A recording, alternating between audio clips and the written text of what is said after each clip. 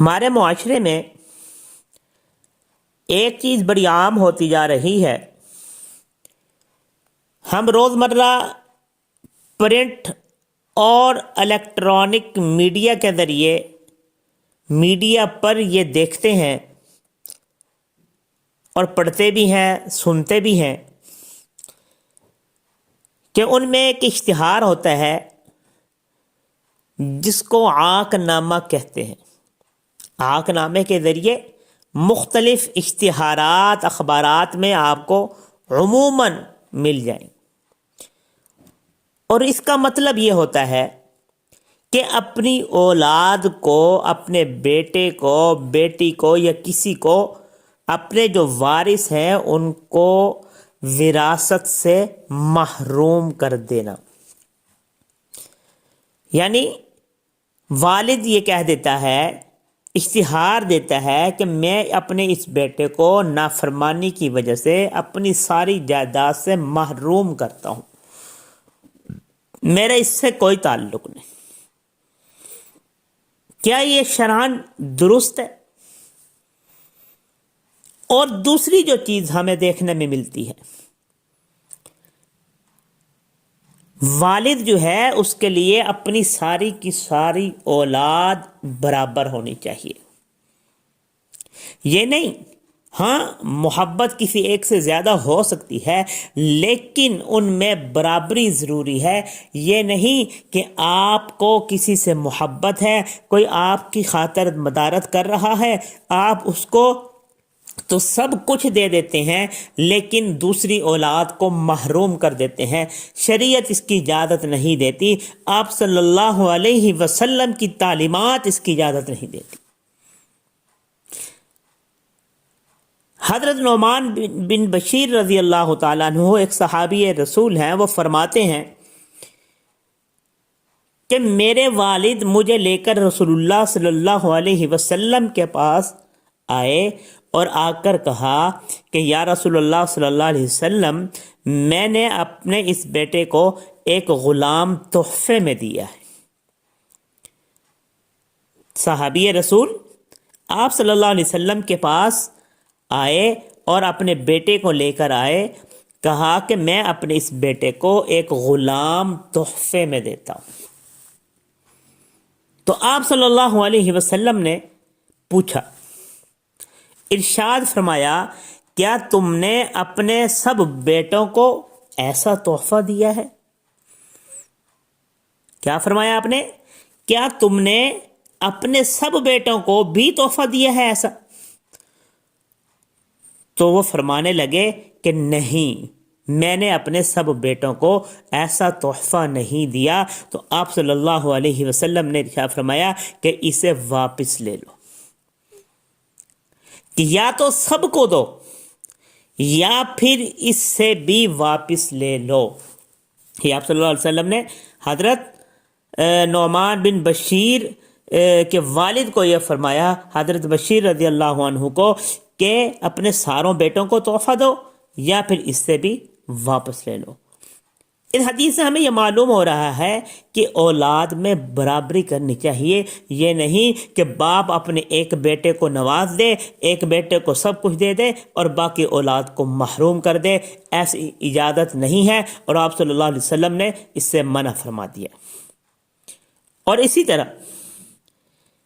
ایک اور حدیث ہے، لیکن حضرت نعمان بن بشیر رضی اللہ تعالیٰ عنہ سے متعلق ہے، کچھ الفاظ مختلف ہیں.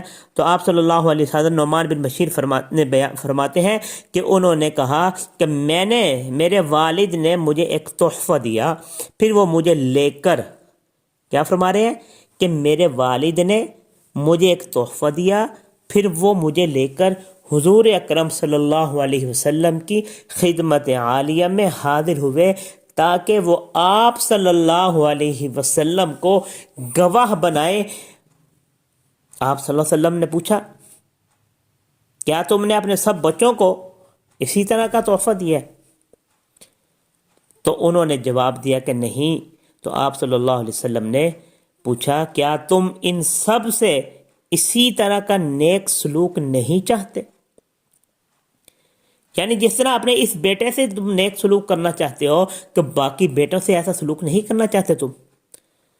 تو انہوں نے جواب دیا کیوں نہیں یا رسول اللہ صلی اللہ علیہ وسلم، میں تو سب بیٹوں کو برابری چاہتا ہوں، ان سے اچھا سلوک کرنا چاہتا ہوں۔ تو آپ صلی اللہ علیہ وسلم نے ارشاد فرمایا کہ میں ظلم پر گواہ نہیں بنتا۔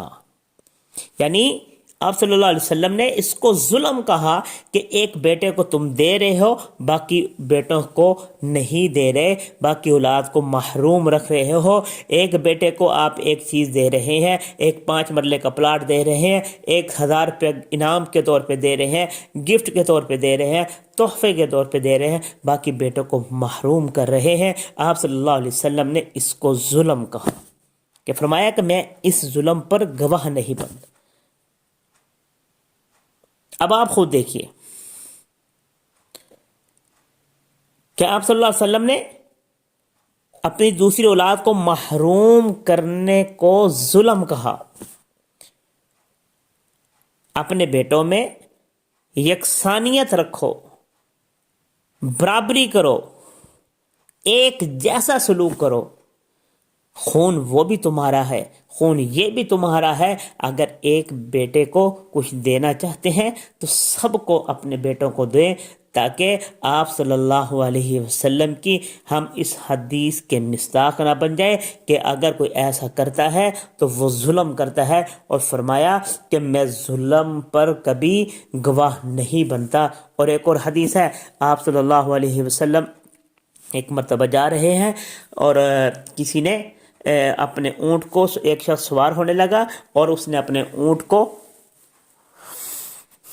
گالی دی، اپنے اونٹ کو لعنت بھیج دی۔ آپ صلی اللہ علیہ وسلم نے کیا ارشاد فرمایا کہ اس سے اتر جاؤ، اور فرمایا کہ اس سے اتر جاؤ، اور فرمایا کہ اپنے آپ کو کبھی بددعا نہ دو، اور اپنی اولاد کو بددعا نہ دو، اپنے مال مویشی کو بددعا نہ دو۔ اللہ کی طرف سے مقرر کردہ قبولیت کی گھڑی کی موافقت نہ کرو، جس میں جو کچھ مانگا جاتا ہے وہ تمہیں عطا کر دیا جاتا ہے۔ بعض مرتبہ ہمارے ماں باپ جو ہیں وہ اپنی ماں ہے، باپ ہے، اپنی اولاد کو کوئی ایسی برا بھلا کہہ دیتا ہے، گالی دے دیتے ہیں، یا کوئی ایسا الفاظ منہ سے بول دیتے ہیں، کیا پتہ وہ قبولیت کی گھڑی ہو، اور آپ کے والد کے منہ سے، آپ کی والدہ کے منہ سے کوئی ایسی بد دعا نکلی ہو، ایسی الفاظ نکلے ہوں کہ اللہ اس کو قبول فرما لے۔ تو اس لیے میرے دوستو، ایک اولاد میں برابری کرو، اور دوسرے اپنی اولاد کو کبھی گالی نہ دو۔ آپ صلی اللہ علیہ وسلم نے ان دونوں چیزوں سے، اولاد کو گالی دینے سے منع فرمایا ہے، اور کسی ایک اپنی اولاد میں سے کسی ایک کو نوازنے سے، کسی ایک کو سب کچھ دینے سے، باقیوں کو محروم کرنے سے، اس کو ظلم سے تعبیر کیا ہے اور اس سے منع فرمایا ہے۔ دعا فرمائے کہ اللہ تعالی ہمیں حضور اکرم صلی اللہ علیہ وسلم کی تعلیمات پر عمل کرنے کی توفیق عطا فرمائے۔